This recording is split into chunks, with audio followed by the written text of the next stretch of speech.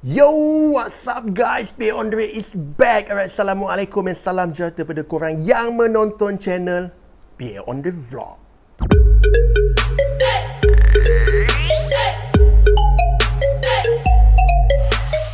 Yes, kita kembali lagi dengan kita punya video yang menarik guys. Okay guys, Alhamdulillah, syukur hari ni aku dalam keadaan yang sihat.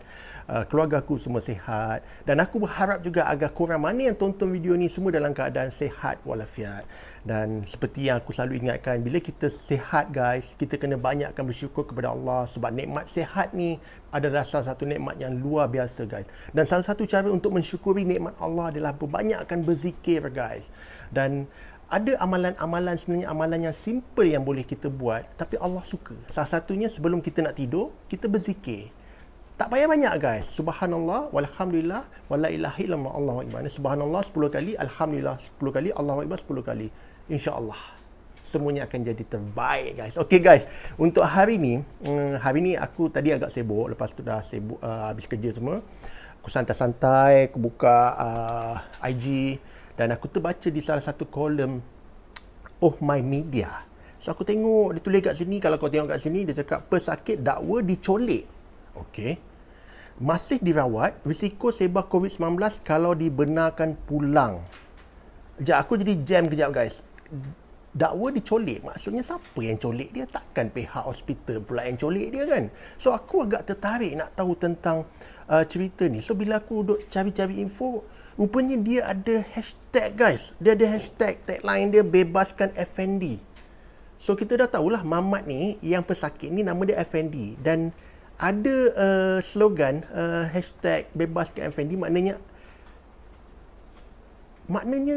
betul lah kot dia dicolek. So aku macam alamak apa cerita sebenarnya ni. So aku duk cari information. Rupanya pesakit ni dia pada awalnya dia pergi ke hospital untuk nak buat test COVID. Tapi alih-alih dia telah ditahan sebabkan dia ada COVID, dan reason dia ditahan di ward adalah kerana dia punya oksigen dia rendah. Tapi dia menafikan, dia cakap dia okey. Dan bila dia check, memang hospital tak izinkan dia balik lah. Jadi dia kena tahan. So mungkin itulah maksud dia dicolek. So aku nak faham lagi, kenapa dia rasa dicolek? Kenapa dia tak suka kepada di hospital? Sebab kalau kebiasaannya macam aku, kalau kita sakit, of course tempat pertama sekali kita nak pergi hospital. Pasal kita tahu hospital ni dia ada kelengkapan alat yang mencukupi untuk membantu kita sekiranya kita di dalam keadaan kritikal. Tapi ini terbalik guys. Dia nak balik tapi pihak hospital tak bagi pasal takut dia sebarkan COVID-19 ni lah kepada ahli keluarga atau orang yang berdekatan dengan dia. So ini antara reason kenapa hospital tak nak bagi dia balik. Agak menarik untuk aku nak tahu juga. Aku tak tahu korang dah tahu ke belum pasal cerita ni. Tapi rupanya diorang ada buat live di Facebook salah satu persatuan. Aku tak tahu apa nama persatuan ni, tapi dia persatuan yang pakai tanjak tu guys. Kan nampak macam segak pakai tanjak tu kan. So sorry, aku tak apa-apa tahu sangat tentang persatuan ni. Tapi tak apa, kita tengok dulu video yang pada aku agak kontroversi juga. Tengok dulu guys. Bagaimana? Okey, saya dah tekan live. Okey, kita dah live bang. Okey, assalamualaikum. Sekarang okey dah. Okey, saya dah live dah tu. Okey bang, ready. Saya tengah bercakap ni. Okey bang, assalamualaikum warahmatullahi wabarakatuh. Apa khabar abang kakak di luar sana yang sedang live di GPMC? Okey, gabungan postmortem COVID-19. So hari ni kita bersama abang Okey. Abang Effendi kita, Abang Muhammad Effendi Yusof kita. So ramai benda ni berlaku. Okey, dah terkeluar balik. Okey. So kita bersama Abang Effendi Yusof kita. So kepada anda yang tengok live, Abang Effendi sedang berada di hospital. So kita berharap sangat apa yang ada dua yang kita berharap okey bang, dengar okey. Okey. Kepada tuan-tuan yang kata, ramai kata saya membohong, ramai kata saya dibohong. So ini Abang Effendi ada bersama dengan saya. Abang Effendi call saya, WhatsApp saya di PMC punya Facebook. Dan ya, dalam 2-3 pagi tu. Lebih kurang begitu. Jadi kalau saya ada kat Penang, saya akan datang tolong abang, insya-Allah bang. Tapi saya cuba contact kita punya lawyer. Okey, lawyer sekarang dah berhubung dengan abang. So okey bang. Sebenarnya apa yang berlaku bang? Dia orang kata abang keadaan kritikal. Abang di stage berapa? Stage 4, stage 5, saya tak tahu. So diorang suruh abang ambil oksigen. Tapi saya tengok abang boleh buat live dengan saya. Abang sihat saja Ya, saya masih. tengok situ. Okey, cuba cerita sikit bang. Okey. Masalahnya yang pertama kali saya datang di GH ni untuk buat saringan COVID. Okey. Saringan sahaja Okey, Okey. baik. Saringan sahaja. Tiba-tiba saya dimasukkan ke dalam ward ICU, emergency. Terus diorang masukkan saya dalam ward ICU lah. Tanpa ada concern apa-apa pun. Tanpa ada dia suruh saya sign apa-apa pun. Okey, sebab apa dia masuk ICU? Abang jatuh terlentang ke? Abang tak boleh bernafas ke? Oh, tak ada. Saya tak ada jatuh terlentang apa langsung pun. Tiba-tiba terus hantar masuk ICU. Okey, boleh abang turn kamera abang tu, diorang mungkin tak percaya dengan suasana dalam hospital. Abang pusing dengan kamera abang sekejap bang.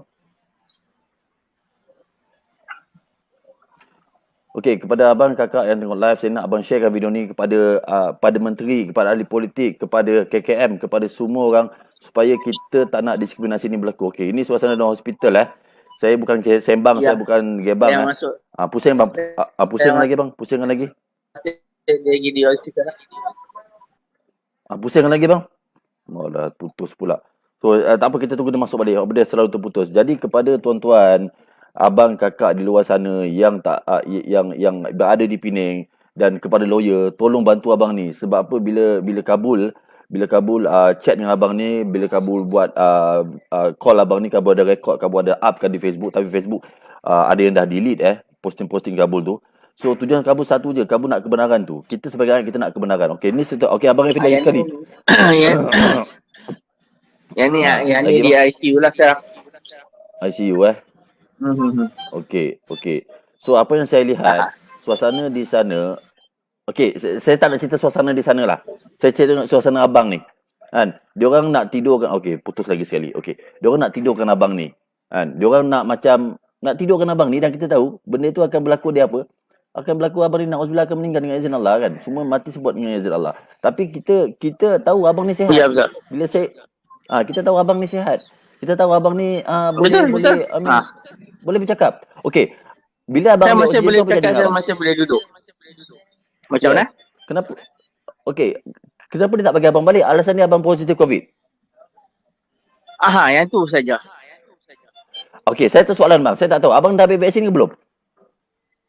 Saya belum. Dua dos? Belum lagi. Belum lagi. Okey, fine. So, tapi tak apa, it's okay. Maksudnya abang belum ambil vaksin lah, kan? So, adakah ini satu diskriminasi untuk orang yang belum ambil vaksin? Tak sakit pun masuk hospital? Kemungkinan besar. Kenapa abang tak ambil vaksin? Kan vaksin masih lagi dalam clinical trial kan? Yes. Okey, jawapan tu sudah cukup untuk bagi semua orang tahu. Jadi kita pun ada yang cari sumber daripada luar juga. Yalah, maka nak kena tambahan yang sihat. Okey, saya nak semua orang lihat apa yang berlaku. Sekarang ni abang tak boleh keluar hospital, betul? Betul. Okey, dah saya dipahamkan bila abang pakai oksigen tu, abang lagi rasa sesak nafas, betul?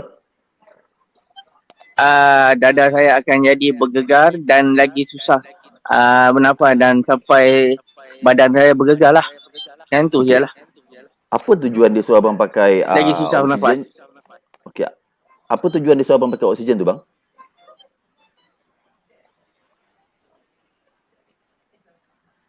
Bang, dengar itu ke? Saya tak pasti dia atas alasan tekanan oksigen saya ni rendah. Tekanan oksigen abang rendah. Tidak je benda. Anytime saya boleh collapse. Tuan-tuan yang muliakan Allah SWT, saya tengok abang Effendi Muhammad Yusof ni sihat elok je tu bang. Saya cakap tu serang. Saya tak nampak pun dia boleh, boleh call saya, dan kalau orang sakit 3-4 pagi tak boleh call orang, dia terlentang, tapi abang ni boleh call saya, minta saya tolong dia. So kalau orang logik kamu lah rakyat Malaysia bangkit lah. Kalau orang tu sakit Daripada mana boleh tadi call pagi, orang. daripada 2-3 pagi saya call. Dan abang ni tak tidur lagi Aha. tau. Saya rasa dia takut untuk tidur. Dan kalau orang sakit mana boleh tak tidur. Kalau orang tu betul-betul sakit, dia mesti tidur. Dia mesti sakit. Kalau orang sakit macam anda sakit demam, Betul? anda jangan katakan Aha. nak telefon, anda nak duduk pun tak boleh, anda kena bagi, anda kena tidur. Tapi apa yang berlaku? Abang ni sihat sejahtera. Sihat saja. So kita nak tanya Alhamdulillah. KKM, kenapa dia masukkan abang ni dalam ICU? Apa tujuan dia? Apa motif dia? Itulah Saya nak apa motif dia sampai sekarang. Okey, sekarang ni lawyer PPM cakap abang boleh keluar dengan lawyer punya arahan lah, ataupun ahli keluarga boleh keluarkan abang dengan sign consent form. Tak apalah, sign consent form. Kalau dengan izin Allah abang mati kat rumah, ajalah mati kat rumah. Daripada mati kat hospital duduk Itu ajal maut itu kita ada tangan Allah kan. Yalah. Tapi sekarang ni apa yang berlaku adalah dia tak bagi abang pilihan untuk makan. Ada makan ubat apa-apa ke bang? Saya nak tanya. Dia cuma bagi ubat ubat dan air sejuk dan juga air susu suam saja. Yang tu je. Dah 4 hari saya tak makan langsung. Ubat apa tu? Ubat atas-alasan ubat macam antibiotik lah. Suplemen lah, ada satu suplemen untuk daripada dia orang lah. Okey, saya tengok ramai yang komen, ramai yang simpati abang. Simpati tak cukup tuan-tuan. Saya nak tuan-tuan yang melihat video ni tolong tag nama Menteri Kesihatan, KJ, tolong tag yang di Tuan Agong, tolong tag polis-polis kalau anda kenal. Sebab apa, benda ni bukan main-main. Anda sendiri lihat saya bukan sembang. Ramai yang cakap saya abang ni tipu saya, abang ni steam dadah lah. Ada orang PM saya cakap jangan percaya pada abang ni. No. Bagi saya dengan suara dia saya dah tahu dah orang ni punya keikhlasan tuan-tuan. Tapi tak apa, saya ambil anda punya cakap tu sebagai satu semangat untuk saya tahu kebenaran. That's why saya buat live call dengan abang ni. Kepada anda yang baru menonton, abang pusing lagi sekali kamera abang bang. Diorang mungkin nak tengok suasana hospital tu dalam ICU macam mana. Pusing lagi sekali kamera abang, insya-Allah. Ya. Okey. Yes. Lagi Lepas tu pusing ni lagi. Ini saya. Ya. Okay. Ini di sekeliling ICU lah. Yang kebanyakan yang di intubate lah.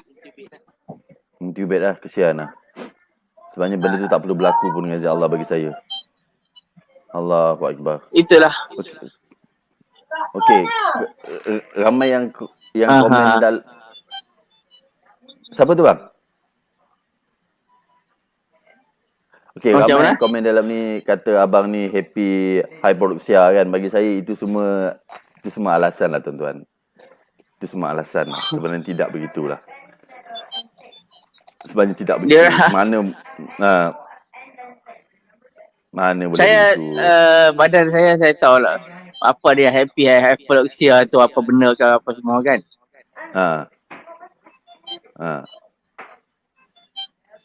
Kalau saya nak cakap sikit pun, kalau betul-betul paru-paru saya ni ada orang cakap kat dalam keadaan ada akan batuk dan saya akan penat. Okey, kamu lah orang dalam dekat saya oksigen berkurangan. Saya nak bagi tahu tuan-tuan, abang ni call saya dan PM saya dan bala WhatsApp saya rasa dia tak tidur lagi. Dia baru tidur berapa jam. Kalau oksigen berkurangan, saya bagi tahu dia tak mampu buat benda tu tuan-tuan. Logik lah sikit, logik akal boleh fikir cara normal.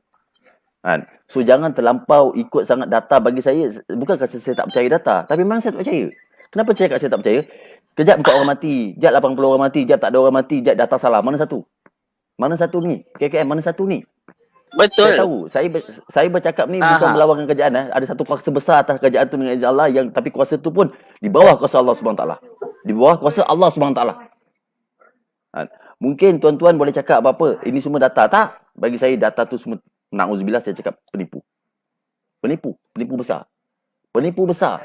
Sebab apa? Memang penipu. Jadi tuan-tuan, saya tahu, na'udzubillah, saya tahu perjuangan ini sangat susah, dengan ujian akan datang. Saya sedarkan benda tu. Tapi saya cuba yang terbaik. Sebab nyawa kawan-kawan saya, nyawa orang Islam kita terlancam. Kalau hari ni, tuan cakap lah, kena kat abang ni. Kalau kena kat keluarga tuan macam mana? Saya nak tahu tuan akan menggelepau tak call saya, menggelepau tak call PPM. Ada kalau berlaku kat keluarga tuan, adakah tuan akan bergegas untuk call orang tertentu? So apa nak menyelamatkan. Tapi bila kena kat Mhm. orang lain kita cakap tak apa, kena kat orang lain bukan kena kat aku. Macam tu kita cakap sebagai Betul. satu orang manusia, sebagai satu orang Islam, sebagai satu orang humanity, sebagai satu orang kemanusiaan. Tak boleh cakap macam tu. Apa benda ni? So bagi saya kita kena pijak beberapa nyata. Jangan terlampau cakap ini semua. Come on lah. Diorang pun tak tahu data apa Okey, diorang. sekarang abang saya boleh duduk. masih saya boleh duduk lagi. Bukan main-main. Ini bukan benda main-main tuan-tuan. Okey. Dan kita Sekarang pun kita saya tahu. duduk. Dan kita pun Saya tahu. duduk sekarang. Yes. Yes, yes.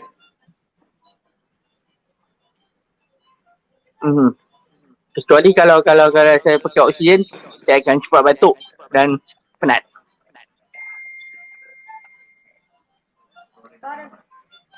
Okey, Gan Bonci cakap. Okey, terima kasih Mr. Gan Bonci. Gan Bonci cakap, Kabul dan Effendi, I suggest balik je, discharge as on your risk. Boleh ke bang discharge at your own risk? Boleh ke bang? Boleh discharge ke? Boleh ke macam tu? Abang Saya nak discharge keluar discharge bang. at my own risk.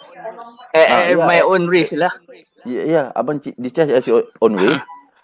Balik saya nasihat abang, ya, tapi kita takut lah, bukan kita sangka buruk dengan apa yang abang balik, abang makan badan biar hasiat, abang makan daun sena, buang balik semua ubat-ubat yang tak boleh pakai dalam badan dia telah masukkan tu. Makan daun sena tu penting bang, berkecuci abang punya usus. Lepas tu abang makan hasiat, saya rasa lebih baik lah bang. Daripada abang duduk hospital ni dan diorang nak tidur kena abang, diorang ambil benda-benda tak patut, buat apa? Dan saya tengok abang ni memang sihat. Tuan-tuan boleh tengok. 900 orang yang menonton ni, tuan-tuan boleh tengok ni. Abang ni tetap sihat. Okey. Yang baru menonton. Sekarang saya duduk lah ni.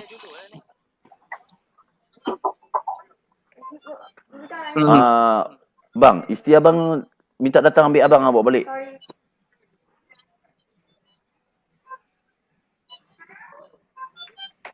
Allahu Akbar. Ya. Okey. Okey, kepada abang kakak yang saya memerlukan yang tu lah untuk discharge lah. Okey, kepada kawan-kawan yang baru melihat live, saya bersama Abang Effendi. Abang Effendi berada di ICU. Dia ditahan di ward disebabkan stage berapa bang? Abang stage berapa dia cakap? Tak tahu, dia orang cakap kononnya stage 4 lah. Dan dia tak bagi ubat pun. Okey, so stage 4 lah, apalah kan, tak kisahlah dia kata berapa stage, tapi dia kata stage dia tak beritahu stage apa, dia kata saya ada COVID. Allahu Akbar. So kepada abang kakak di luar sana yang lawyer, yang mandi dekat seminggu dah lah.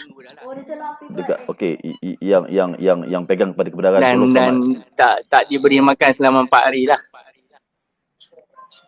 Oh, 4 hari tak makan dah?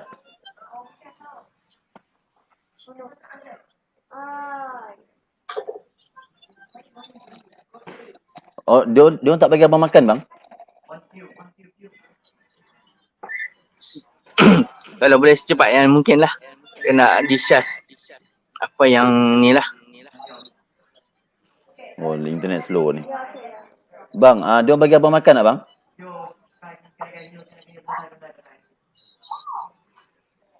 Bang.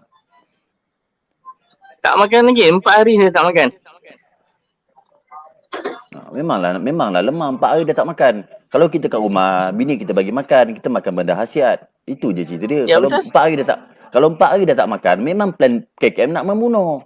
Itu je cerita dia. Dia nak seorang ni mati macam tu je. Tak makan, tak bagi apa-apa.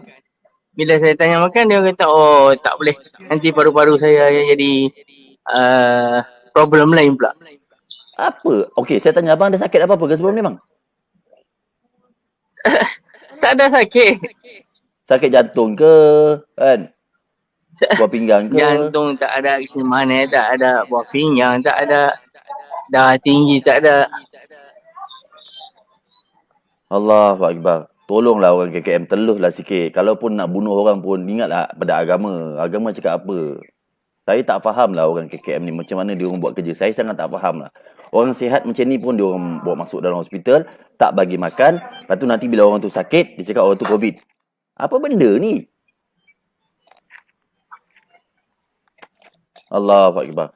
Tolong kawan-kawan, abang kakak di luar sana yang berpihak pada kebenaran, pada humanity, tak kisah anda apa agama, apa bangsa. Kalau sekiranya benda ni berlaku kat keluarga anda, adakah anda akan berdiam diri? Kita ingat Nabi Sallam bagi tahu tak sempurna iman kamu selagi kamu tidak Ya. tak dahulukan saudara kamu. Ini saudara Islam kita, kan? Hatta dia bukan Islam pun kita kena support dia, kita kena bantu dia. Walaupun Nabi bukan SAW, Islam tapi tetap kena support kena juga. bantu dia, humanity. Nabi SAW, satu orang Yahudi meninggal pun dia sedih, kan? Jadi saya minta tolong sangat. Saya merayu pada KKM juga, kan? Tolong lepaskan abang ni.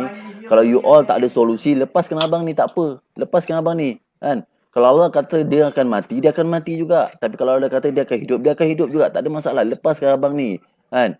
Dah bagi dia balik jumpa anak bini dia. Kan? Anda takut sangat sebab apa? COVID ni memang Betul. ada dalam masyarakat kita dah. Itu COVID saya ni memang dah setuju. ada dah pun. COVID ni memang dah ada dah Ya, pun. Kan? Kalau buat test semua orang, memang dah ada dah. Dengan izin Allah. Tapi dia punya solusi dia apa? Kuatkan antibody badan. Phone saya pun dah nak habis bateri dah. Baik. Okey. Okey, last kata-kata sebelum Hifrul abang. So abang tak boleh cas ni? Tak boleh cas bateri. Kalau nak call ke apa macam mana? Saya mungkin kena charge sekejap lah. Di belakang saya pun. Abang tolong cas bang. Saya nak abang feedback kat saya nak tahu apa yang berlaku. Saya janji bang, insya-Allah saya dengan PPM dengan Tok Ki cuba akan bantu abang. Saya akan cuba bantu. Saya ingat abang boleh lari, tapi saya tengok depan tu memang susah pun. Banyak doktor macam nak lari So, saya nak sangat semua tolong abang ni keluar abang ni daripada hospital dengan Allah. Sekurangnya kalau abang ni terkeluar pada hospital, ramai orang akan buka mata. Sekarang ni ramai orang kita tak buka mata. Dia sangat yakin dengan apa yang kerajaan buat hari ni, dan yang sihat pun dia akan mati. Okey bang? Ada kata-kata terakhir bang? Bukan kata terakhir lah, I mean untuk live ni. Bang? Oh, internet dia mati ni.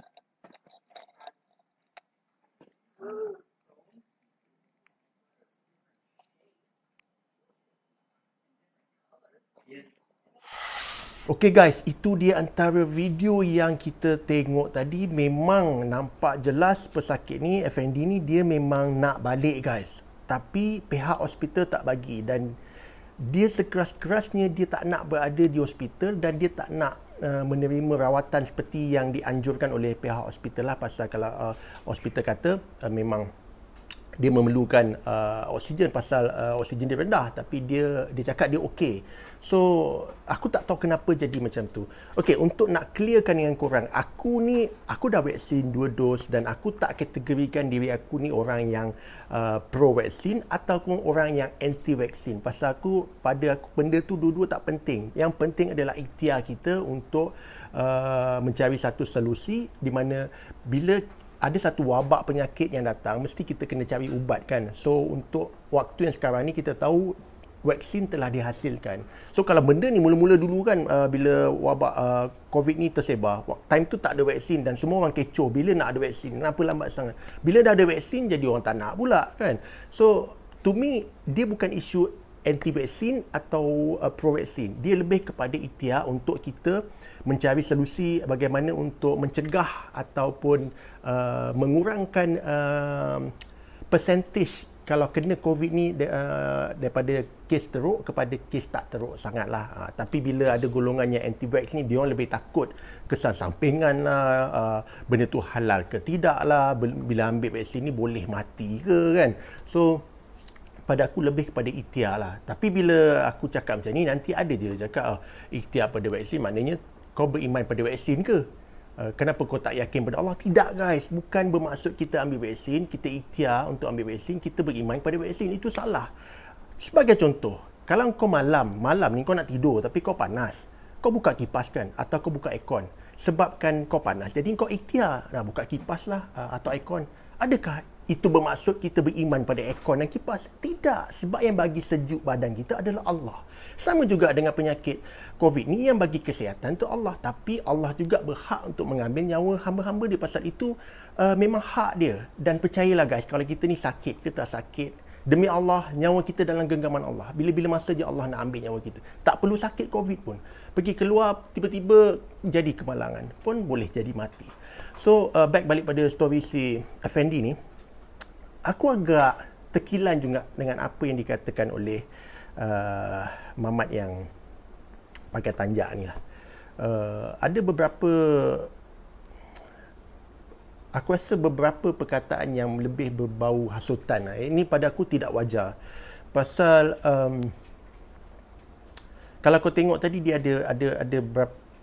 ada cakap pasal KKM membunuh. So ini aku rasa satu statement yang tidak patut dikeluarkan pasal kita tidak tahu, dan aku rasa adalah sangat mustahil kerajaan nak bunuh rakyat dia kan. Kalau kita tengok berapa ramai orang yang mengidap penyakit COVID yang masuk hospital dan yang sembuh keluar, lebih ramai daripada mereka yang tidak bernasib baik dan meninggal dunia disebabkan penyakit wabak ni.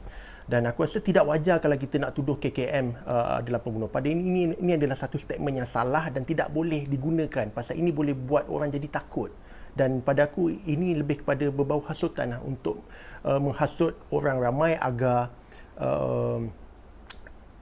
tidak yakin dan tidak percaya pada kerajaan, especially Kementerian Kesihatan dengan data-data yang dihasilkan. So pada aku ni pendapat aku lah. Kalau korang boleh terima, alhamdulillah. Tapi kalau korang tak boleh terima pun tak apa, alhamdulillah. Setiap orang ada pendapat dan kita mesti menghormati pendapat masing-masing. Tetapi bukan bermaksud pendapat ni adalah satu medium untuk kita menghasut orang supaya kau jangan ambil vaksin, ataupun kau kena ambil vaksin juga. Pada aku ambil vaksin ada kebaikan dia, tapi of course ada risiko dia juga. Sebab kerajaan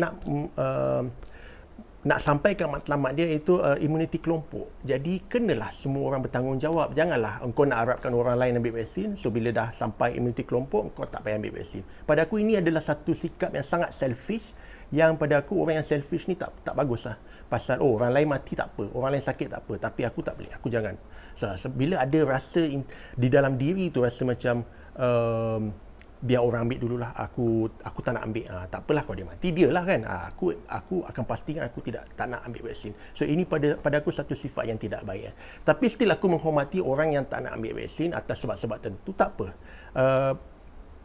Tidak ada halangan lah. Mana pada pendapat aku tidak ada halangan. Tapi kalau korang bekerja, mungkin menjadi masalah juga. Pasal sekarang majikan semua nakkan pekerja dia divaksin. Jadi memudahkan untuk mereka beroperasi seperti biasa. Aku harap video kali ini dapat memberi iktibar kepada kita guys, dan sebaik-baiknya kita ni menjadi manusia, jangan bodoh sombong. Ini aku tak tujukan pada siapa-siapa, ni aku lebih pada peringatan kepada diri aku juga guys. Kita kena belajar sesuatu supaya kita dapat minda kita lebih terbuka. So itu yang penting. Dan seperti aku cakap tadilah, hopefully video ni dapat memberi iktibar dan pengajaran kepada kita semua. Pasal apa? Aku yakin kerajaan nak membantu rakyat, especially KKM nak membantu golongan yang terkena penyakit COVID ni, dan tidak ada mana-mana kerajaan dan dunia atau Kementerian Kesihatan yang nak membunuh dia punya rakyat. So itu ada satu benda yang mustahil lah. So aku rasa tuduhan tadi tu sangat tidak berasas dan agak bahaya, sebab pihak tanggungjawab boleh ambil tindakan kepada statement-statement yang macam ni. Sekali lagi guys, aku nak ingatkan, aku bukan anti-vax dan aku bukannya pro-vaksin. Aku hanyalah seorang yang cuba nak mencari ikhtiar supaya diri aku dapat terlindung daripada penyakit COVID, dan terutama sekali keluarga aku dan juga orang yang berada di persekitaran aku. Dan of course, yang terakhir sekali, yakin kita hanyalah pada Allah, sebab Allah lah yang memberi kesihatan yang baik pada kita. Yang selebihnya kita kena ikhtiar. Kalau kita tak buat apa-apa, macam mana benda nak jadi guys? Sebab kita ni manusia yang biasa, manusia yang kita bukannya tahap-tahap level wali atau nabi yang maksum dia tinggi, yang martabat atau makam dia tinggi. Keyakinan daripada Allah ni lain. Yang ni lain. Kita manusia yang memang level kita lain. Jadi kita kena ikhtiar. Kalau memang wali Allah ni, dia disebabkan keyakinan dia pada Allah ni memang tinggi, dia punya makam dia. Jadi tak terkejut kalau apa yang terlintas dalam fikiran dia, benda tu akan muncul dengan sendiri. Tapi kalau untuk orang yang macam kita ni, kita kena ikhtiar guys. Pasal Allah suka hamba-hamba dia yang ikhtiar. Jangan kita duduk mengharapkan sesuatu yang mungkin kita tak akan dapat. Kita mengharapkan kita tak kena COVID, tapi kita tak tahu rupanya jiran kita kena. Dia pun masukkan lift, dia pun tekan tingkat lift tu, kita pun selepas tu guna lift tu. Jadi kan benda ni kan takut kan. Jadi sebaiknya kita ikhtiar guys. So guys, untuk video kali ni sampai kat sini saja. Kalau aku ada tersalah cakap, aku minta maaf, aku minta ampun. Dan seperti biasalah, mana ada tengok pada awal sampai habis, aku ucapkan jutaan terima kasih. Yang mana belum subscribe dulu channel P on the Vlog. Please share video ni dengan kawan-kawan korang supaya kita dapat lebih banyak information yang kita boleh gunakan untuk di kemudian hari lah. So, korang jaga diri baik-baik, stay safe, stay cool. Guys, korang memang awesome.